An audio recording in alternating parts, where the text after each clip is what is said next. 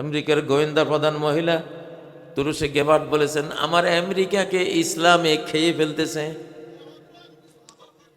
আয়াতটা দেখছেন তো, ওয়ারাআইতান নাসা ইয়াদখুলুনা ফি দীনিল্লাহি আফওয়াজা। কোন ফকিন্নির পুত এইটারে ঠেকাইতে পারত না, কোন ফকিন্নির পুত এই জোয়ার ঠেকাইতে পারবে না। এটা অলৌকিক জোয়ার, অলৌকিক সাইক্লোন, রব্বুল আলামিন নিজে এটা তৈরি করতেছেন। আল্লাহু আকবার।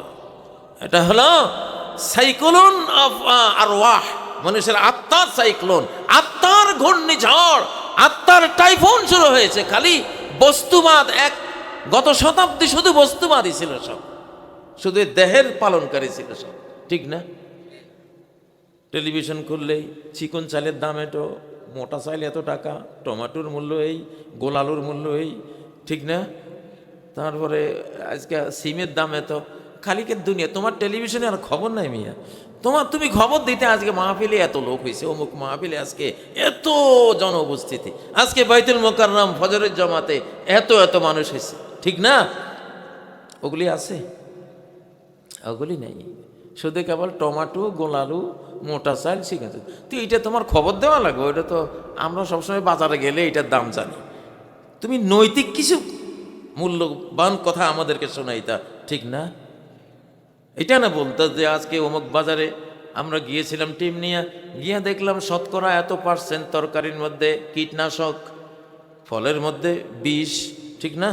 চালের মধ্যে ভেজাল, তারপরে মাছের মধ্যে ফরমালিন। এগুলি না কইবা, এগুলির বিরুদ্ধে জনমত তৈরি করতাম, ঠিক না? ঠিক। ইনশাআল্লাহ আজকে কাওরান বাজারে একখান ঘটনা ঘটছে, ঠিক না? ঠিক। ইনশাআল্লাহ যুগ যে পরিবর্তন হয়েছে। ওয়ারাআইতান নাসা ইয়াদখুলুন, আল্লাহর কসম, কাওরান বাজারের এক ঘটনায় আয়াতের লগে যোগ আছে। কেন? নবীজির এক সাহাবী কইছেন, ইয়া রাসূলুল্লাহ, লাউ আরাদা রাজুলান আন ইয়াখুযা মালি, একজন যদি আমার মাল, আমার সম্পদ নিয়ে যেতে চায়, টাকা নিয়ে যেতে চায়, আমি কি সেটাকে দেব? নবীজি বলেন, না, লা তুতিহি মালাক, কিছুতেই তোমার টাকা সম্পদ তুমি তারে দিবে না। সাহাবী বললেন, আরাআইতা ইন কাতালানি, ইয়া রাসূলুল্লাহ, যদি যে আমার টাকা ছিনতাই করতে চায়, ডাকাতি করতে চায়, চাঁদাবাজি করতে চায়, সে যদি আমার সাথে লড়াই শুরু করে, নবীজি বললেন, কাতিল হো, তুমি লড়াই চালাও তার বিরুদ্ধে। এটা ইসলাম, এটা দ্বীনুল্লাহ, আল্লাহর দ্বীনের হুকুম এটা। কেউ টাকা চাইলেই জালিম ডাকাত, তাকে তুমি দিতে পারো না, তুমি লড়াই করো তার বিরুদ্ধে। তারপরে ওই সাহাবী আবার জিজ্ঞাসা করলেন, আরাআইতা ইন কাতালানি, ইয়া রাসূলুল্লাহ, যদি সে আমারে খুন করে ফেলে? নবীজি বলেন, আনতা ফিল জান্নাহ, তুমি জান্নাতে যাইবা। আল্লাহু আকবার, ধন্যবাদ, শুকরান কাওরান বাজারের ব্যবসায়ীরা, সারা বাংলাদেশ তোমাদেরকে ফলো করবে ইনশাআল্লাহ, ঠিক নয় কি? তাকবীর, তাকবীর। আরে ভাই, এটা তো আগে ছিল না। স্বাধীনতার পরে এরকম দৃশ্য কেউ দেখছে? যে চাঁদাবাজরা সাধারণত শক্তিশালী হয়, ওদের অনেক পাওয়ার টাওয়ার থাকে, ঠিক না? আগ্নেয়াস্ত্র থাকে, এটা সেটা থাকে। কিন্তু আল্লাহ বলেন, ওয়ালাউ শাআল্লাহু লাসাল্লাতাহুম আলাইকুম ফালাকাতালুকুম, যারা নিরীহ, দুর্বল, আল্লাহ যদি চান ওই দুর্বলের এমন পাওয়ার দিয়ে দিবেন, তোমরা যারা পাওয়ারফুল তাদেরকে যুদ্ধ করে নাকানি চুবানি খাওয়াই দিবে ওরা। সুবহানাল্লাহ। আরে ভাই, নিজের সম্পদ রক্ষা তো আল্লাহর দ্বীনের একটা অংশ কিনা? দ্বীনের অংশ না? নবীজি যে বলছেন, তুমি সম্পদ রক্ষা করতে গিয়া মারা গেলে তুমি শহীদ। আনতা ফিল জান্নাহ মান কুতিলা দুনা মালিহি ফাহুয়া শহীদ, সম্পদ রক্ষার জন্য যে জান দেয় সে কি? একজন শহীদ। তারপরে ওই সাহাবী আবার জিজ্ঞাসা করলেন, আরাআইতা ইন কাতালতুহু, ওই খুনি, ওই ডাকাত যদি আমার সাথে লড়াই করে সে মারা যায়, তার কি হবে? নবীজি বললেন, ফিন্নার, ওইটা জাহান্নামে যাবে। ওইটা কি? জাহান্নামে যাবে। আপনারা সাড়া দেন না কি? চাঁদাবাজিটা যে আছে নাকি ভিতরে? হ্যাঁ, তাকবীর। হ্যাঁ, আলহামদুলিল্লাহ। তাহলে বুঝা গেল অরাইতান নাস শুরু হয়ে গেছে কিনা। আয়াত কারআন বাজারে দেখলাম কিনা। ইসলামের একটা মস্ত বড় বিধান, আমার টাকা চাইলে তো আমি দিতে পারি না, দেয়া একটা অপরাধ, ঠিক না? সংঘবদ্ধ হয়ে লড়াই করতে হবে। লড়াইয়ে যদি আমরা প্রতিরোধকারীরা কেউ নিহত যদি হয়ে যায়, সে জান্নাতে যাবে, ওরা যদি নিহত হয় জাহান্নামে যাবে, ঠিক না বে ঠিক? নারায়ে তাকবীর। অরাইতান নাস, আরো যে অরাইতান নাস কত যে দেখবেন, সব কথা তো কই না ভাই, সব দৃশ্য তো আর প্রকাশ করাও যায় না, বহু প্রকাশ পাচ্ছে ইনশাআল্লাহ। ইনশাআল্লাহ সারা বিশ্বে এখন ইনশাআল্লাহ দেখবেন মুসলিম উম্মার একটা বিশাল উত্থান হয়ে যাচ্ছে ইনশাআল্লাহ। এতে অন্যান্য অমুসলিম জাতিগুলির ক্ষতি না লাভ? লাভ, কারণ ওরা জান্নাতের পথটা পাবে, ঠিক না? আল্লাহ যে বললেন কুনতুম খায়রা উম্মাতিন উখরিজাত লিন-নাস, মানব জাতির সর্বশ্রেষ্ঠ জাতি হলা তোমরা, হো আমার উম্মতে মুহাম্মাদি। তোমাদের মতো সেরা কোনো জাতি এই পৃথিবীতে আসে নাই, আসবেও না। হযরত আবু হুরায়রা এই আয়াতের ব্যাখ্যা করতেন, কুনতুম খায়রান নাস লিন-নাস তাতুনা বিহিম বিসালাসিল ওয়াল আগলাল ফাতুদখিলুনহুমুল জান্নাহ। তোমরা যুদ্ধ করো, যুদ্ধ কইরা ওদেরকে বন্দি করে আনো, বন্দি কইরা তোমাদের পাশে যখন ওরা থাকে কিছুদিন, সবার অন্তরে তোমাদের মাহাত্ম্য, তোমাদের সুন্দর আচরণ, মানবিক আচরণ, তোমাদের ইনসাফপূর্ণ আচরণ দেখে তারা মুসলিম হয়ে যায়। অথচ তারা হ্যান্ডকাপ পরে, শিকল পরে আসছিল, এসে ইসলাম পেয়ে তারা সবাই জান্নাতের পথে, জান্নাতের দিকে প্রতীক হয়ে গেল। তাহলে কত ভালো জাতি তোমরা, কত ভালো জাতি। ও ভাইরা, বাংলাদেশে সবাই ইনসাফ চায়, এখন ইনসাফ ন্যায় নীতির কথা বলে, ঠিক না ঠিক? ইনসাফ কায়েমের কথা হচ্ছে কিনা? আমি গ্যারান্টি দেই, আমার আল্লাহকে যদি সাথে না পাও, আল্লাহর নিয়ম নীতি যদি তুমি না মানো, আল্লাহর কোরআন যদি তুমি না মানো, জীবনে কোনোদিন তুমি ইনসাফ দেখাইতে পারবা না। আমি কিছু ইনসাফ দেখাই যারা আল্লাহর কোরআন নিয়ে অতীতে এই পৃথিবীকে শাসন করেছে, কিভাবে ইনসাফ করেছে। আমি শুরু করি আমাদের বাংলাদেশের ইলিয়াস শাহ, মোহাম্মদ জালালউদ্দিন শাহ, এদের ব্যাপারে লেখা আছে, এদের রাজত্বকালে মুসলমান আর হিন্দু দুই জাতি এক অধিকার, সমান অধিকার তারা ভোগ করেছে। কোনো একজন হিন্দুর উপরেও আমাদের ওই তখন কোরআন ছিল, সংবিধান, ইতিহাস বলে একজন হিন্দুর উপরেও কোনো জুলুম হয় নাই। আমাদের জালালউদ্দিন আকবর শাহ, মুঘল সম্রাট আকবর অনেক উল্টাপাল্টা কাজ করেছেন, কিন্তু ইনসাফের ক্ষেত্রে এমন ছিলেন, তার রাজপ্রাসাদের সামনে একটা ঘন্টি লাগানো ছিল, ঘন্টির নাম ছিল জারাসুল আদাল, ইনসাফ ঘন্টি। ইনসাফ ঘন্টি, ঘন্টির নাম কি? ইনসাফ ঘন্টি। কোনো মজলুম, কোনো সরকারি কর্মকর্তা দিয়ে যদি মজলুম হইতো বা কোনো কারণে মজলুম হইতো, আকবরের রাজপ্রাসাদের সামনে এসে ঘন্টি নাড়া দিত, নাড়া দিলে আকবর নিজে বাইরে আসত। আসমুদ্র হিমাচল সাম্রাজ্যের বাদশাহ একজন, হয়তো মেথর আসছে, একজন কুলি আসছে মজলুম হয়ে, ঘন্টি নাড়া দিছে, আওয়াজ হয়েছে, আকবর নিজে বাইরে আসত। কারণ ওই যুগেও সংবিধান ছিল কি? কোরআন। মুঘল আমলে সংবিধান ছিল কোরআন। আল্লাহ বলেন কায়েমান বিল কিসত, ইনসাফ কায়েম করে কে? আল্লাহ। কে কায়েম করে?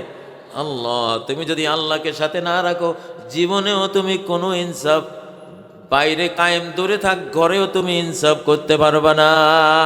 তাহলে ইনসাফ করার জন্য ইনসাফের যিনি মালিক তাকে সাথে নিতে হবে, মানে তার কোরআনকে সাথে নিতে হবে, ঠিক না বা ঠিক? তাকবীর, নারায়ে তাকবীর।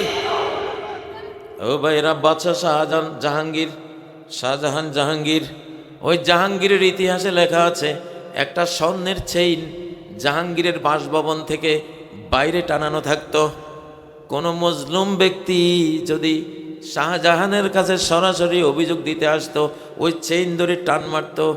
ওই চেইন ধরে টান দিলে এটা বাদশাহ শাহজাহানের ঘরের ভিতরে গিয়ে টান খাইতো, আর উনি বাহির হয়ে আসতেন, হ্যাঁ আমার প্রজার কার কি হয়েছে, আল্লাহু আকবার। এরকম শাসক আপনারা চান?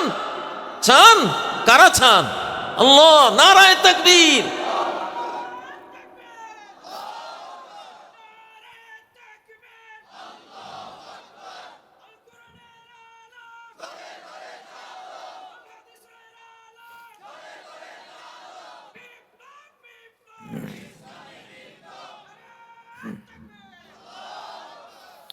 তো এই শাহজাহানকে এত বড় ক্ষমতাশালী একজন বিরাট সম্রাট, তারে এত নরম বানাইছে কে? এই কোরআন, ঠিক না? যে অন্তরে অন্তরে ভিতরে আল্লাহকে ভয় পায়, সে বাইরের জগতে ইনসাফ করে। ভিতরে যার ভয় নাই, বাইরে তার ইনসাফ থাকতে পারে না, এটা থাকে না। হযরত ওমরের মতো অর্ধ পৃথিবীর শাসক, তিনি কি বলতেন? রাহিমাল্লাহু মুরআন আহদা ইলাইয়া উয়ুবি। আল্লাহ ওই নাগরিককে, আমার এই অর্ধ পৃথিবীর সাম্রাজ্যের ওই নাগরিককে আল্লাহ রহমত করেন, যে আমার একটা দোষ ধরে দিল। আহদা ইলাইয়া উয়ুবি, যে এসে বলল, ওমর তোমার মধ্যে এই দোষ আছে, তুমি সাবধান হও। ওমর কয়, সে আমার একটা হাদিয়া দিছে, এটা যে দোষটা আমার ছিল আমি বুঝতে পারতেছিলাম না, আমার নাগরিক আমাকে আমার দোষটা বলে দিয়ে একটা উপহার দিল, আল্লাহ তারে জান্নাত দান করো। আর আমরা একটা সরকার পাইছিলাম, বাবারে,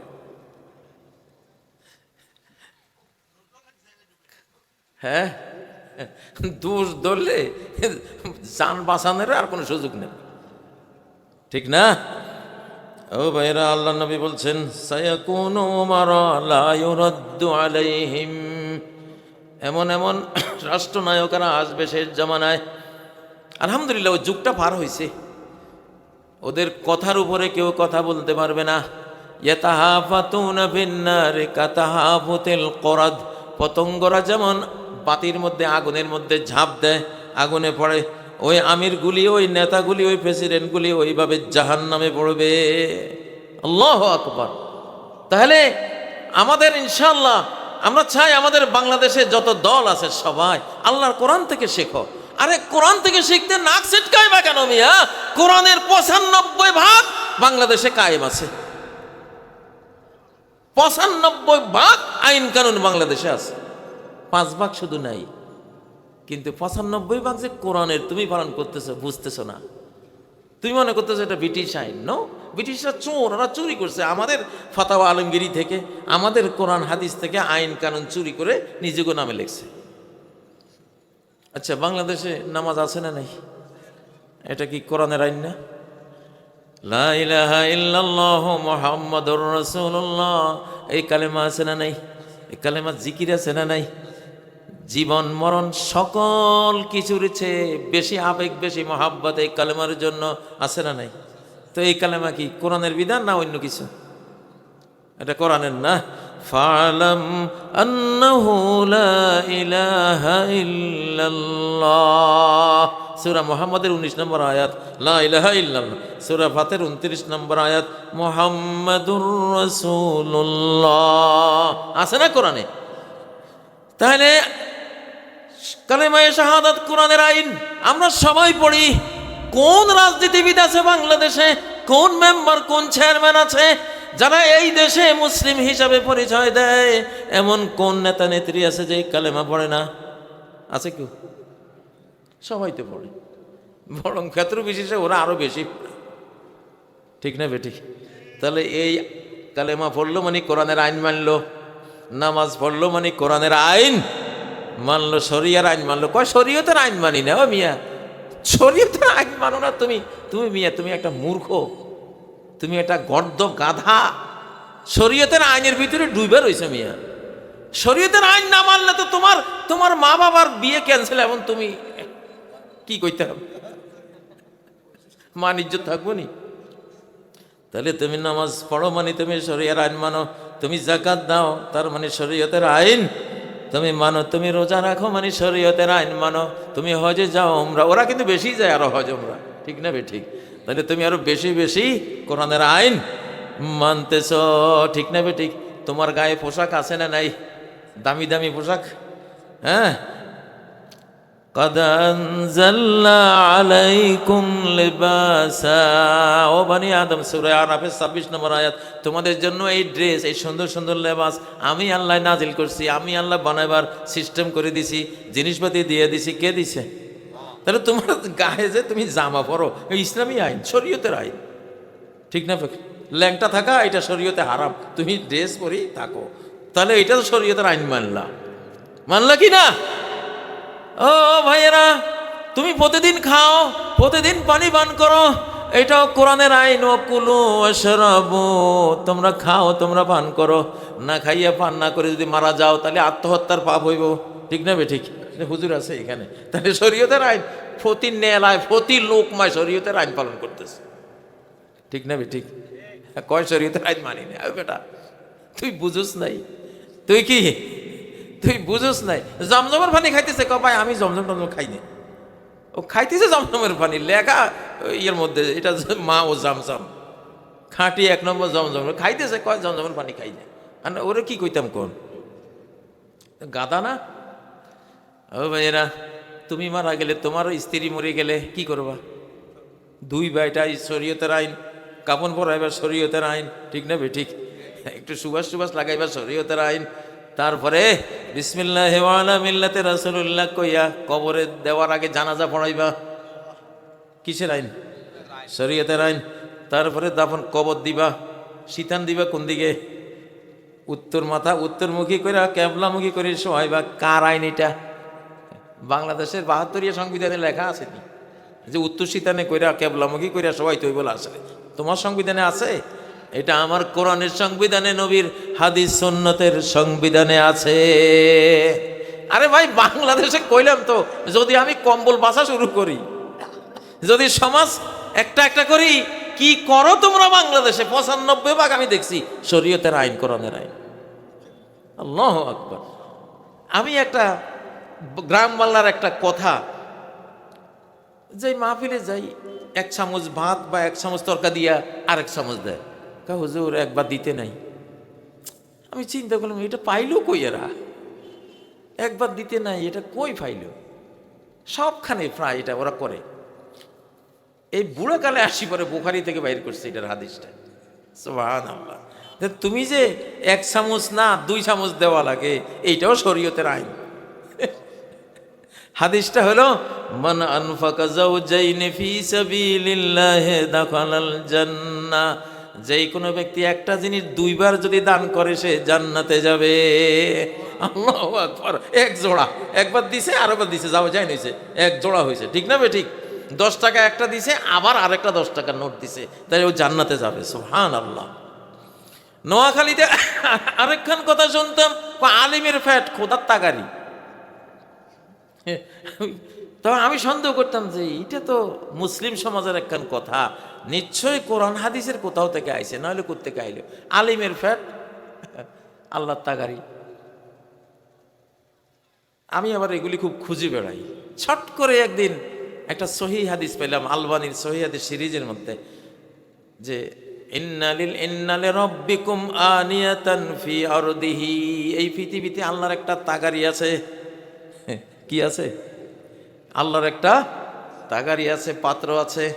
ও আনিয়াতু রাব্বিকুম কুলুবু ইবাদিহিস সালিহিন, আর আল্লাহর তাগারি হইল আল্লাহর মুমিন, নেককার, আলিম ওলামা, নেককার বান্দাদের পেট বা দিল, এটা হলো আল্লাহর তাগারি।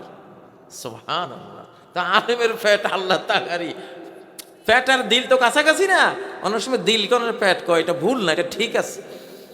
তো তাহলে আলেমের পেট আল্লাহর তাগারি মানে কি? এই তাগারির মধ্যে ঈমান থাকে, এলেম থাকে, আল্লাহর তাওয়াক্কুল থাকে, আল্লাহর মহব্বত থাকে, আল্লাহর কাছে আশা প্রত্যাশা থাকে। এইসব জিনিস থাকে কোথায়?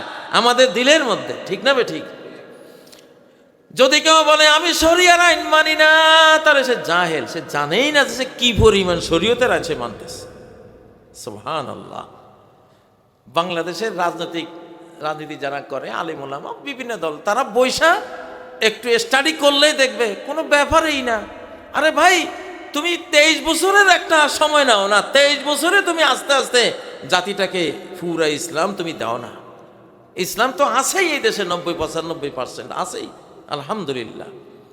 তো সেজন্য কোর্ট কাছারিতে কিছু আইন কানুন শুধু উল্টিপাল্টি আছে, ওগুলি একটু ঠিক করে নিলে হয়ে গেল, কোনো ব্যাপার না এখানে। ও ভাইরা, তাহলে এখানে একটা প্রশ্ন দিয়েছেন আপনারা, মোহতারাম, ইসলামিক দল ক্ষমতায় আসলে অমুসলিমদের প্রতি ন্যায় বিচার নিয়ে কিছু বলেন। আরে ভাই, দুনিয়াতে ইসলাম না থাকলে তো গোটা পৃথিবীটা জঙ্গল হয়ে যেত, বসবাসের অযোগ্য হয়ে যেত। আজকে জাতিসংঘের যে মানবাধিকার, পুরোটাই হক্কুল ইবাদ। কি এটা? ইসলামের হক্কুল ইবাদ। হক্কুল ইবাদের তর্জমা অনুবাদ হলো মানবাধিকার। এটা শিখাইছে কে?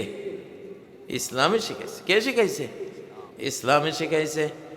ও ভাইরা, ইসলাম যখন আসবে তাহলে এই দেশের হিন্দুরা, বৌদ্ধরা, খ্রিস্টানরা ওই হযরত ওমরের ওই বুড়া খ্রিস্টানের মতো অধিকার পাবে। হযরত ওমরের প্রজাদের মধ্যে, ওই ইসলামী খেলাফতের মধ্যে এক বুড়া ছিল, ইসলামের সাম্রাজ্যের কাজ করত, রাষ্ট্রীয় কাজ করত। বুড়া যখন খুব বয়স বেড়ে গেছে, এখন আর কাজ করতে পারে না, তখন হযরত ওমর তার জন্য একটা পেনশন নির্ধারণ করে দিলেন, যে যৌবনটা তুমি আমা করে দিছ, হও না তুমি অমুসলিম, তুমি যৌবনটা এই রাষ্ট্রের খেদমতে দিছ, এই জাতির সেবায় দিয়েছো তুমি, তোমাকে আমরা বার্ধক্যে এইভাবে আমরা ফেলে দেব না। বার্ধক্যে তোমাকে আমরা আমাদের এই রাষ্ট্রের একজন সুবিধাপ্রাপ্ত, সাহায্যপ্রাপ্ত একজন মুরব্বী হিসাবে আমরা তোমার মর্যাদা দিলাম। ও ভাইয়েরা, আল্লাহর নবী তিনি আগে আল আমিন হয়েছেন, মানবতার বিশ্বস্ত বন্ধু হয়েছেন। আল আমিন যাদের মধ্যে হয়েছেন তারা সব ছিল মূর্তি পূজারী। কি ছিল? মূর্তি পূজারীদের মধ্যে তিনি আল আমিন খেতাব প্রাপ্ত হয়েছিলেন। তিনি কি করতেন? সহিহ বুখারীর 3 নম্বর হাদিসের মধ্যে রয়েছে, ইন্নাকা লাতাসিলুর রাহিমা, আপনার রক্তের বদনের যত শয়ে শয়ে মানুষ আছে, হোক না তারা মূর্তি পূজারী, তাদের দুঃখের সময় আপনি তাদের পাশে দাঁড়ান, তাদের দারিদ্র্যের সময় অর্থ দিয়ে তাদেরকে সাহায্য করেন, রোগের সময় তাদেরকে সেবা চিকিৎসা দিয়ে তাদেরকে সাহায্য করেন, যেই কোনো মুসিবতের সময় তাদের পাশে আপনি দাঁড়ান। ইন্নাকা লাতাসিলুর রাহিমা ওয়া তাহমিলুল কাল্লা। এই অমুসলিম সমাজে যত পঙ্গু আছে, অন্ধ আছে, বিধবা আছে, যত অটিস্টিক আছে, প্রতিবন্ধী আছে, সবগুলিরে আপনি বহন করেন। সুবহানাল্লাহ। ওয়া তাহমিলুল কাল্লা ওয়া তাকসিবুল মাদুম। এই মূর্তি পূজারী সমাজে যার রুজি নাই, রুজি রোজগার করতে পারে না, সে কোনো কর্মক্ষম ব্যক্তি না, আপনি নিজে কোনো পরিশ্রমের কাজ করে যে বেতনটা, পারিশ্রমিকটা পান, ওই অমুসলিমের কাছে এসে আপনি পৌঁছাই দেন। কত বড় মানবিক আপনি! সুবহানাল্লাহ। অতাকরিদ্দাইব, একজন ইহুদি আসুক মেহমান হয়ে, একজন মূর্তি পূজারী আসুক মেহমান হয়ে, একজন খ্রিস্টান আসুক মেহমান হয়ে, যে আসুক, আপনি পাঁচ বিচারহীনভাবে তার মেহমানদারি করেন, সর্বোত্তম মেহমানদারি দিয়ে তারে আপনি সম্মানিত করেন। সুবহানাল্লাহ। তাহলে এই নবীর ইসলাম যদি এই বাংলাদেশে হয়, তাহলে হিন্দু বলেন, খ্রিস্টান বলেন, বৌদ্ধ বলেন, তারা নাকে তেল দিয়ে ঘুমাবে ইনশাআল্লাহ সবাই। কারণ ইসলামের মানবতা তাদের জন্য বেশি রাখা হয়েছে। সলমান কাতাকা, যে তোমার সাথে সম্পর্ক ছিন্ন করে তার সাথে সম্পর্ক রচনা করো। ওয়াফু আম্মান যালামাক, যে তোমার উপরে অত্যাচার করে তারে তুমি ক্ষমা করে দাও। ওয়া আহসিন ইলা মান আসা ইলাইক, যে তোমার সাথে দুর্ব্যবহার করে তার সাথে তুমি সদ্ব্যবহার করে জবাব দাও। এই ইসলামের শিক্ষা। ইমাম আবু হানিফা রাহমাতুল্লাহ আলাইহির পাশে এক ইহুদি তরুণ থাকতো। সেই ইহুদি তরুণ বড় ঋণের মধ্যে পড়ে গিয়েছিল, ঋণে পড়েছে, জেলখানায় যাওয়ার অবস্থা হয়েছে। তো সে জেলখানায় একটা আক্ষেপ করে বলতেছে, আদাউনি ওয়া আইয়া ফাতান আদাউ, আমার প্রতিবেশী না, আহারে আমারে এইভাবে তারা সবাই অবহেলায় ছেড়ে দিল, ফেলে দিল সবাই। তারা জানে না আমার মতো একটা তরুণ, এত ভালো তরুণরে কেন তারা ফেলে দিল। আবু হানিফা ওই সময় গিয়ে হাজির, না, লাকিন মা দানা, ওই ইহুদি তরুণ, আমি তোমার প্রতিবেশী, আমি তোমারে ফেলি দেই নাই, তোমারে মুক্ত করার জন্য আইছি। তুমি তোমার অপরাধ একটা করছো, অপরাধ করে জেলে আইছো, কিন্তু আমি তোমার এখন মুক্ত করব। তোমার ঋণ টিন যা পাওনা, পাওনাদারদেরকে সব টাকা দিয়া তোমার এখন বাইর করে নেব। সুবহানাল্লাহ, এটাই তো ইসলাম নাকি? পৃথিবীতে এখন প্রতি 24 ঘন্টায় 65,000 লোক ইসলাম কবুল করে। আচ্ছা, মুসলমানের কাছে যাই শক্তি আছে তাদেরকে টাকা দিয়া কনভিন্স করে ইসলামে আনবে? না। আমেরিকায়, ইউরোপে আমাদের মুসলিমরা দুর্বল, কিচ্ছু আমরা দেই না, কিন্তু ইসলামের প্রতিটি কথার মধ্যে ওরা জ্ঞান বিজ্ঞান খুঁজে পায়, খুঁজে পেয়ে তারা ইসলামের দিকে আসে। এর পয়সা তারা খরচ করে মুসলিম হচ্ছে, আলহামদুলিল্লাহ। সামনে দেখবেন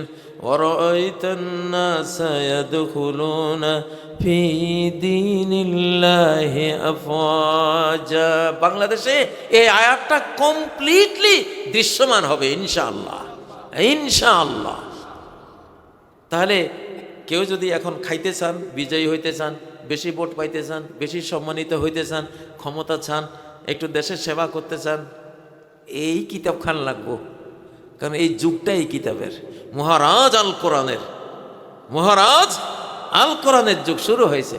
ভাই আমরা কোনো বাজ বিচার করি না, সবাইরে ডাকতেছি, সবাই আসো না, আল্লাহর কোরআন তো তুমিও পড়ো, তুমিও মানো, তুমি বলো না কেন যে ইনশাল্লাহ আমি রাষ্ট্র ক্ষমতায় আসলে ইসলামের বিধানগুলি তো প্রত্যেকটাই ন্যায় পরায়ণ বিধান, ঠিক না?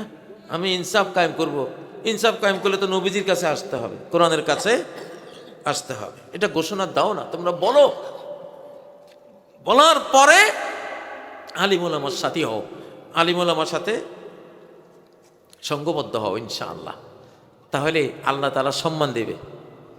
আর যদি না আসো, তুমি কিচ্ছু করতে পারবে না, তুমি নিজে হারিয়ে যাবা, কোরআন হারিয়ে যাবে না। এটা কোরআনের শতাব্দী, এটা কি কোরআনের শতাব্দী, ইসলামের শতাব্দী, ইমাম মাহদীর শতাব্দী, ঈসা আলাইহিস সালামের শতাব্দী। আল্লাহু আকবার, আল্লাহু আকবার। আল্লাহ তাআলা পৃথিবীতে এমন পরিস্থিতি আসবে, সব বেঈমানরা বলে উঠবে রব্বানা কশিফ আন্নাল আযাবা ইন্না মুমিনুন। মুসলমান তো মুসলমান, সব ইহুদি খ্রিস্টান নাসারা যা আছে, এমন আযাব গজব শুরু হবে সামনে, আকাশের মার আসবে, সবাই বলবে ও আল্লাহ এই আযাব তুলি নাও, আমরা সব ঈমানদার হয়ে গেছি ইনশাআল্লাহ। অতএব এখন আর আমাদের এই বাংলাদেশ নিয়ে আশঙ্কার কিছু নাই ইনশাআল্লাহ, ইনশাআল্লাহ। এটা হেলে গেছে আল্লাহর কোরআনের দিকে, গোটা দেশটা, গোটা জাতিটা, শুধু এই জাতি না, গোটা পৃথিবীটাই হেলে গেছে ইনশাআল্লাহ। আপনারা আস্তে আস্তে দেখবেন, দিন যত যাবে তত দেখবেন আরাইতান নাসা ইয়াদখুলুনা ফি দীনিল্লাহি আফওয়াজা। আমাদের মেয়েরা যে এইভাবে আল্লাহর দ্বীনে ঢুকবে, শার্ট প্যান্ট পরা মেয়েরা, যাদেরকে পাশ্চাত্যের সংস্কৃতি সভ্যতা একেবারে শেষ কিনারে নিয়ে গেছে, তারা যে এইভাবে ইউটার্ন করবে কেউ কল্পনা করছে? আল্লাহ কি না পারেন, আল্লাহ তাআলা কি না পারেন। ও ভাইয়েরা, তো এখন কথা হলো আমাদের করণীয় হলো মালিক যাবে যেদিকে আমরা যাব সেদিকে, মালিক যাবে যেদিকে আমরা যাব সেদিকে। আল্লাহ এখন ইসলামকে, মুসলিম উম্মাকে, কোরআনকে তিনি শেষবারের মতো, সর্বশেষবার, এরপরে আর আমরা থাকবো না পৃথিবীতে, মুসলিমরা আমরা বিদায় হয়ে যাব, এরপরে কাফের বেঈমান থাকবে, তাদের উপরে সিঙ্গার ফুৎকার হবে, কিন্তু আমরা শেষ ইসলামের নূর, ইসলামের জ্যোতি, ইসলামের আলো পৃথিবীতে শেষবারের মতো দেখিয়ে প্রতিষ্ঠিত করে কায়েম করে 50 থেকে 60 বছর এই পৃথিবীতে আমরা থেকে তারপর আমরা চলে যাব ইনশাআল্লাহ। কার কাছে যাব? রব্বানা আলাইকা তাওয়াক্কালনা ওয়া ইলাইকা আনাবনা ওয়া ইলাইকাল মাসির। হে রব, তোমার উপরে ভরসা, তোমার দিকেই ফিরে আসলাম, তোমার দিকেই আমরা চলে যাব ইনশাআল্লাহ। প্রিয় ভাইয়েরা, কথা লম্বা করব না, কথা এখানে শেষ করব। আসলে এখন আমাদের কাজের সময়, এটা কাজের শতাব্দী, আমলের শতাব্দী। বিগত 100 বছর গেছে শুধু বক্তৃতা করছি, কাজ করতে পারি নাই, আমল করতে পারি নাই। হ্যাঁ, এখন আমল শুরু হয়ে গেছে, আলহামদুলিল্লাহ, আমল শুরু হয়ে গেছে। এটা নবীজি বলে গেছেন ওই শতাব্দীর কথা, ইফতাহুল কওলু ওয়া ইউখজানাল আমাল। একটা সময় আসবে শুধু কথা আর কথা, আমল থাকবে না। আলহামদুলিল্লাহ, এখন আমরা যা বলি তা আমলও করি, এবং বৃহত্তর পরিসরে, সমাজের পরিসরে, রন্ধ্রে রন্ধ্রে যত দুর্নীতি, যত জুলুম, অত্যাচার, ধোঁকাবাজি, প্রতারণা, বিষক্রিয়া ঢুকে আছে, সব এখন দূর হবে ইনশাআল্লাহ। এখন আর টিকবে না। তো আল্লাহ তাআলা আমাদেরকে আমল করার তৌফিক দান করুন।